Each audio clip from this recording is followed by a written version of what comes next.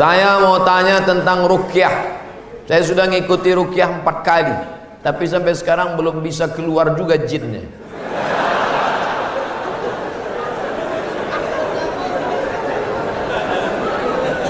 Nanti pergi ke Pekanbaru, mana tahu hari libur.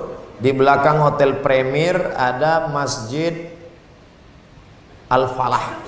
Ini nomornya, catat. Mana tahu ke Pekanbaru. Mungkin sama Ustadz ini jin itu tak takut, yang ini dia takut. Catat nomornya. Ketua Asosiasi Ruqyah Indonesia Provinsi Riau Daratan. Namanya Ustadz Saifullah. 0812 768 9119. 0812 768 9119. Kalau emergensi 911. Kalau diganggu hantu 119. Datang ke sana. Jadi tak salah kita coba. Kalau siang namanya Ustadz Saifullah, kalau malam namanya Ustadz Zafrullah, di masjid yang sama. Mana tahu kebetulan ke Pekanbaru malam, datang ke masjid yang sama, namanya Ustadz Zafrullah. Ada orang 7 tahun nikah tak punya anak, diruqyah sama Ustadz Zafrullah, punya anak.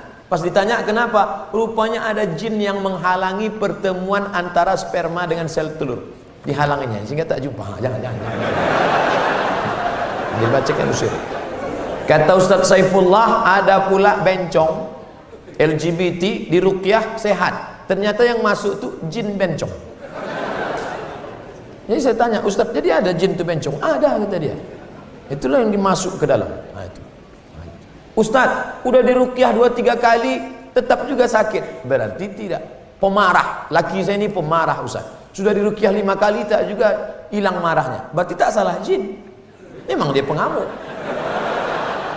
Makanya kadang kita kasihan juga sama jin nih. Sikit-sikit salah dia.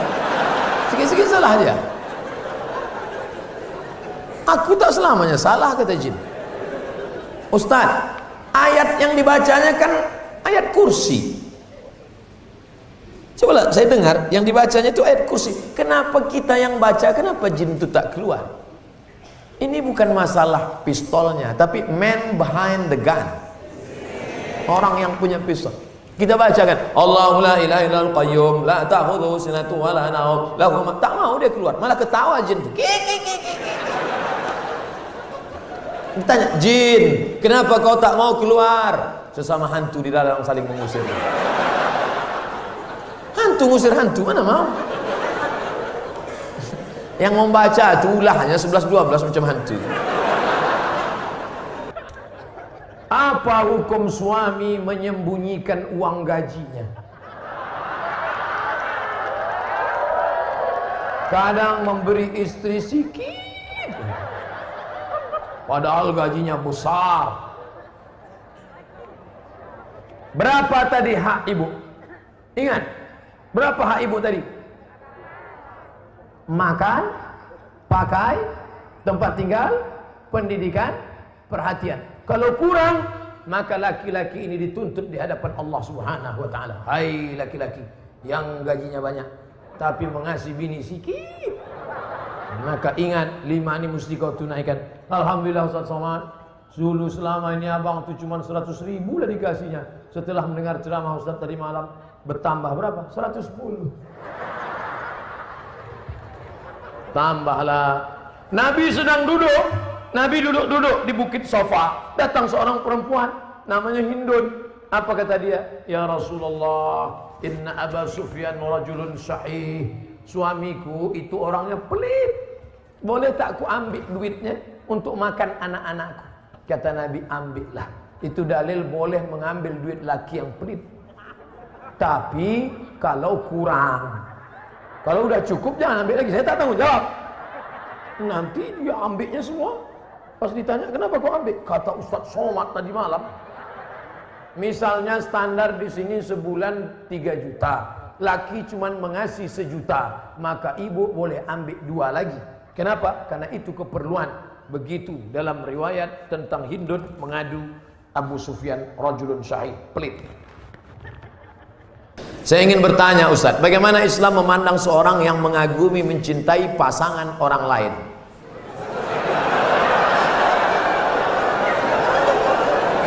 Bagaimana pula jika orang itu memiliki perasaan yang sama dengan kita?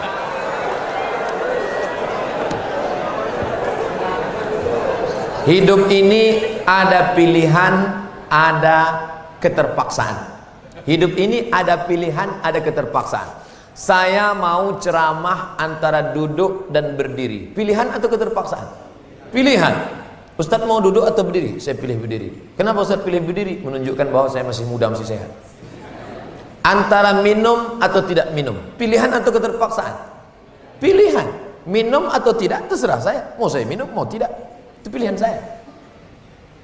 Nah, masalah cinta. Cinta itu pilihan atau keterpaksaan? Cinta tidak pilihan. Cinta adalah keterpaksaan. Oleh sebab itu maka kadang kita tengok orang ganteng bininya buruk. Kenapa? Terpaksa. Cinta tak bisa memilih. Ketika dia rasional, dia tidak cinta. Maka ketika kita senang dengan orang, kadang kita pun tak tahu alasannya.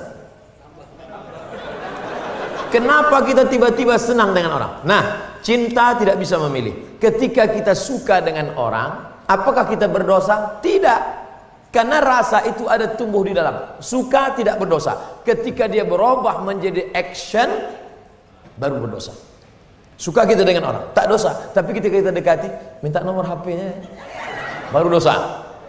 Lalu cinta itu apa? Cinta kepada anak gadis orang belum menikah, kita bisa nikahi dia. Yang jadi masalah bagaimana kalau cinta sama bini orang? Oleh sebab itu maka rasa itu mesti dibuang, karena dia adalah bagian dari ujian. Ujian. Jangan dipeturutkan. Dipeturutkan, didekati, apalagi sekantor. Witing trisno jalaran suko kulino. Kita tumbuh hanya sering kena. Berawal dari 6. Pertama, nazratun, pandangan. Setelah lama memandang, fabtisamun, senyum. Setelah senyum, fasalamun, selamat pagi, good morning. Setelah salam, fakalamun, kerja di mana? Di BP, sekantor ya.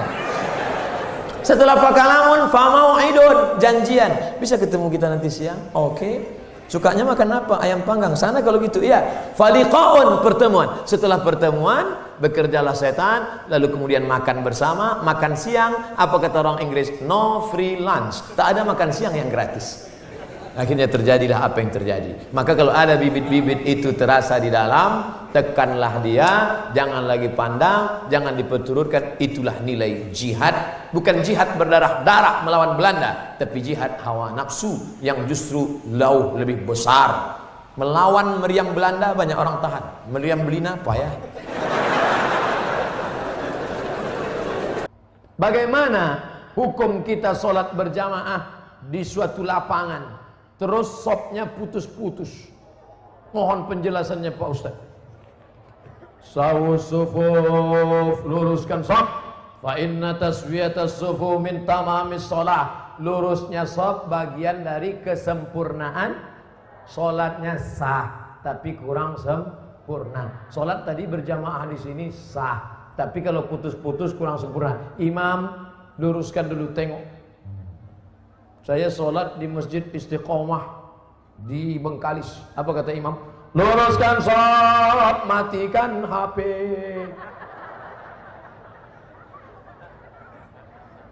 Ada pula di masjid lain, luruskan sholat, angkat kaki celana. Ada pula di masjid di Dumai lain lagi, luruskan sholat, simpan batu cincin. Saya tanya, Pak Imam, kenapa lain ini? Iya Pak Ustaz, batu cincin ini buat orang tak khusyuk. Waktu tasyahud tengok, sudah ada ini. Tapi tiga-tiganya sepakat bahwa luruskan sop. Cara meluruskan sop itu Pak Ustaz, ujung kaki di ujung tumit, ujung kaki di ujung sop. Kiblatnya ke sana. Ini ujung sajadah, tumit. Nah, tumitnya yang rata. Takut pula terlentang. Tumit. Jadi yang rata itu tumitnya.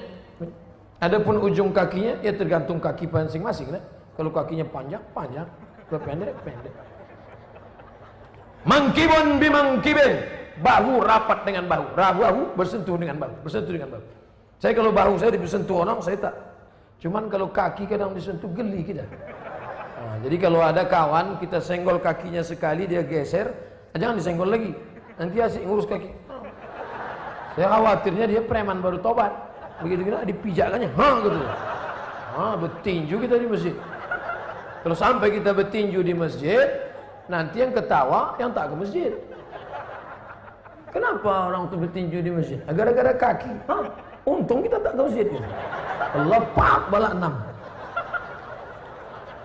Nah, jadi bahu rapat dengan bahu, kaki rapat-rapat sedikit lah. Kalau dia risau atau usah tempel. Setelah itu barulah imam angkat takbiratul ihram. Allahu Akbar. Bagaimana hukum suntik rubella yang belum sertifikasi halal MUI? Sampai sekarang Majelis Ulama Indonesia tidak mengeluarkan sertifikat halal sampai hari ini. Itu yang disampaikan oleh Sekjen MUI, Wakasekjen MUI, Kiai Haji Dr. Kiai Tengku Zulkarnain. Oleh sebab itu kalau ada yang memakai itu alasannya karena darurat. Karena kata dia kalau tidak disuntikkan ini anaknya sakit cacat, mati.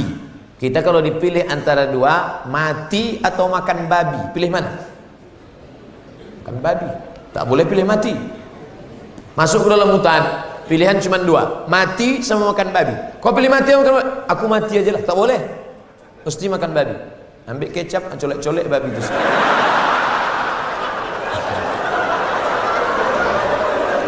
Tak boleh pilih mati. Nah, jadi kalau bapak ibu takut anak itu cacat, sakit, dipakainya hukum darurat itu. Ustadz Somad, saya tanya emak saya ini orang kampung. Mak, aku dulu waktu kecil ada disuntik cacar, suntik ini enggak. Kau dari kecil tak pernah disuntik. Asal datang dokter puskesmas, kularikan kau ke hutan. Sampai sekarang saya hidup, tak ada sakit. Pernah ada trapel ngajak saya umroh. Ustadz, kapan Ustadz ada kosong mau suntik? Kalau kalian mau berangkat, berangkat. Tapi aku terus terang tak bisa suntik. Kalau tak dapat visa Pak Ustadz, saya tak berangkat. Sampai hari H saya tak suntik. Tak bagaimana ceritanya mereka dapat visa, berangkat. Katanya kalau tak suntik sakit mati. Tak mati. Tapi ini tak bisa jadi hukum. Saya tak mati, yang mendoakan saya banyak. Nah, sebanyak ini mendoakan. Mana mumpan kuman-kuman virus-virus? Pak Ustadz, berdosa tak kita memarahi ibu? Alasannya ibu keluar rumah tak menggunakan hijab. Oh, tak boleh nak. Mentang-mentang kau sudah pengajian, lalu kau panggil emakmu, mak sini sebentar. Assalamualaikum warahmatullah, neraka jahanam. Bukan begitu caranya. Wa in jahadaka ala an tusyrika bima laysa laka bihi ilmun. Kalau emak bapakmu memaksamu untuk mempersekutukan aku, fala tuti'huma, jangan kau patuhi dia. Tapi untuk melawan tetap tak boleh. Wa sahibhuma fid dunya ma'rufa, tetaplah bergaul dengan jangan kalian yang menasihati dia. Datangi Pak Wan, datangi Pak Bupati, datangi Pak Wabu. Pak, bisa tak Bapak nasihati mak saya? Mak saya ini takut sama bapak. Nah, panggil Pak Bupati, Bu, sini. Ibu, kenapa tak juga begitu? Iya Pak, insya Allah saya begitu. Gitu. Jadi mulutnya mulut mereka, pesannya dari kita. Jangan kita ngomong. Kita sebagai anak tidak pernah bersar di hadapan orang tua kita. Saya, Abdul Somad LCMA, penceramah, tapi di depan mak saya, alah kau udah kecil. Ibu tak pernah melihat anaknya itu besar. Anak itu tetaplah anak kecil yang dulu dia gendong-gendong. Maka pakai lidah orang lain. Cari tokoh-tokoh adat, tokoh lembaga adat Melayu, nenek mama, tokoh masyarakat. Datuk, bisa tak Datuk nasihati? Nenek, bisa tak nasihati emak saya belum berjilbab? Aku pun tak berjilbab juga. Apa hukum orang yang mampu beli mobil tapi minyaknya pakai subsidi premium? Ini nyindir saya nampaknya. Janganlah main sindir-sindir. Kalau mau turun saya baru tanya langsung. Berat menjawabnya ini. Kita bandingkan dengan negara lain, bagaimana harga minyak, bagaimana hebatnya negeri kita, gemah ripah, loh jenawi, tongkat dan batu jadi tanaman, untayan zamrud, katulistiwa di bawah minyak, di atas minyak. Bagaimana nasib saudara kita di Anambas yang begitu kaya dan hebat, tapi 24 jam saya di sana, HP saya tak berbunyi sama sekali. Nah, ini kan luar biasa. Oleh sebab itu pengaturan minyak, subsidi segala macam, mudah-mudahan ke depan pemerintah lebih baik insyaallah. Ini hak kita, kita sebagai warga negara. Mestinya kita ini, kalau dilihatlah minyak kita dengan gas kita, dengan batu bara kita, dengan negeri terkaya di dunia, tak ada apa-apanya Brunei Darussalam. Ustaz, apa hukumnya membawa HP ke toilet? Misalnya main game.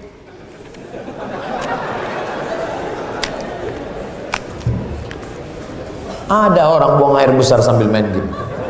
La ilaha illallah Muhammadur Rasulullah. Fokus sajalah di satu pekerjaan. Tak usah lain-lain.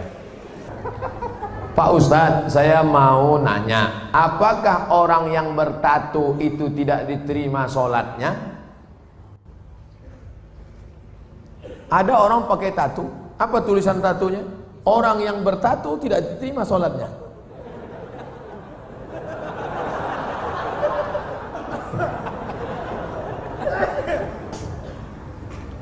Tato adalah kahal. Kahal adalah celah yang dimasukkan ke dalam kulit dengan cara dilobangi, dimasukkan kahal. Itu tato zaman jadul. Tato zaman sekarang, tato listrik, tato macam-macam, jadi mantap. Waktu masih muda tegak, gambar tatonya ular kobra. Setelah tua kena diabetes, mengkerut, cacing pita.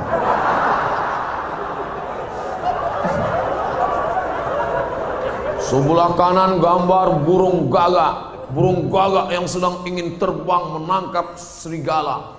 Tiba-tiba karena sudah tua, kurus, keriput, gambar burung puyuh. Dulu preman tengik, sekarang tobat. Nah, apakah setelah tobat dia perlu menyetrika tatonya? Tobat, sekarang ada cacing pita, mau disetrika lurus. Maka saudara-saudaraku yang sudah bertato tidak perlu menyetrika tatonya, wuduknya sah, air wuduknya masuk, sudah dikaji oleh para ulama, tidak perlu membuang tatonya. Hanya saja kalian yang dulu mantan-mantan petato perlu membuat komunitas tato tobat, KTT. Disangka orang konferensi tingkat tinggi. Ternyata komunitas tato tobat. Yang nggak punya tato nggak boleh masuk. Ada yang tatonya seperti Yakuza, ada bertato semua, ada sebelah mukanya tato semua isi. Tiba-tiba ada satu pesertanya nggak punya tato. Loh, sampean nggak ada tato kok bisa ikut? Ternyata tatonya cuma satu tai lalat. Dulu pengen jadi Rano Karno, nggak jadi. Dulu sama-sama dulu kan ada anak-anak muda ingin jadi Rano Karno, disuntik, ambil jarum, tusuk, kasih spidol. Ustaz kok tahu? Saya dulu nyoba juga. Nggak jadi. Nah, bagi yang belum punya tato jangan buat tato. 5. La'anallahul wasimat, Allah melaknat yang tukang buat tato. Wal mutasimat, minta buatkan tato. Wal mutanammisat, yang mencabut. Ini alis atau bulu mata? Alis, mencabut alis. Ini jangan dicabut. Ini mau nikah, wah dicabut, cabut. Gak mempan cabut, dicukur. Wah, hilang. Tukang buat tato, minta buatkan tato, mencabut bulu mata, alis mata. Wal mutafallijat, mengotak-atik gigi. Gigi sudah bagus, dia otak-atik, kecuali giginya memang gak wajar. Setiap melihat dia senyum, pingsan 3 orang. Hai, gitu, pingsan. Itu boleh. pakai kawat. Dulu seingat saja kawat itu kan untuk pagar, sekarang gigi pakai kawat. Hari Senin ungu, hari Selasa merah, hari Rabu pink, setiap ketemu itu nggak boleh, mubazir, sakit. Pokoknya merubah yang nggak wajar jadi wajar boleh, merubah yang nggak normal jadi normal boleh, tapi yang sudah normal jadi abnormal nggak boleh. Nah, oleh sebab itu yang bertato, kalau ada imam kita bertato, nggak usah dipermasalahkan. Nanti selesai sholat, ini sholat kita sah nggak ya? Nampaknya nggak. Pokoknya baik-baik semua. Kalau orang tua saya sebelum meninggal berwasiat kepada saya untuk pergi haji, apakah saya harus memenuhi wasiat itu apa tidak? Sedangkan saya belum naik haji. Bagaimana balasan? Dia wasiat haji gini. Duh, iki ono uang 50 juta. Nanti kalau saya meninggal, kamu harus menghajikan saya. Anak ini bolehkah menghajikan bapaknya? Boleh, dengan syarat dia haji dulu. Namanya badal haji. Nah, boleh nggak dia pakai uang ini untuk berangkat haji dia? Nggak boleh, karena uang ini untuk menghajikan bapaknya. Oh, rupanya mikrofon ini nggak boleh kuat-kuat, karena bapak ini menghajikan. Makanya nggak boleh menghaji.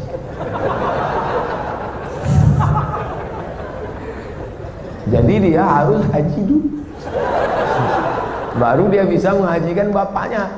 Dalilnya mana? Labbaik Allahumma subruma, labbaik Allahumma subruma. Aku menghajikan subruma, aku menghajikan subruma. Sampean kenes dulu. Come here for a moment. Sini sebentar. Kamu tadi menghajikan siapa? Menghajikan subruma. Subruma itu siapa? Sedulurku. Aku menghajikan subruma. Sampean wis haji apa ora? Urung. Haji dulu dirimu, baru hajikan orang lain. Nah, kebetulan nanti anaknya dapat uang, dia berangkat haji, bawa uang almarhum yang 50 juta tadi. Kebetulan nanti di Makkah ketemu mahasiswa dari Semarang, anak KSW, kekeluargaan Wali Songo. Di Mesir, kalau anak Jawa Tengah itu nama persatuannya KSW, kekeluargaan mahasiswa Wali Songo. Kalau kami anak Riau namanya KSMR, kelompok studi mahasiswa Riau. Ustaz kok tahu? Kami dulu tetangga di Kairo. Kami di atas anak Riau, di bawah anak KSW, kawan akrab. Nah, tanya dia, sampean dari mana? Dari Kairo, sedang haji ya? Iya, rumahnya di mana? Di Semarang. Oh, ketepatan, saya mau membadalkan haji bapak saya. Lihat dulu mana KTP-nya, betulkah belajar dari Al-Azhar? Jangan sampai ngaku-ngaku bohong. Lalu kemudian serahkan, ini badal haji untuk bapak saya, maka hajinya sah.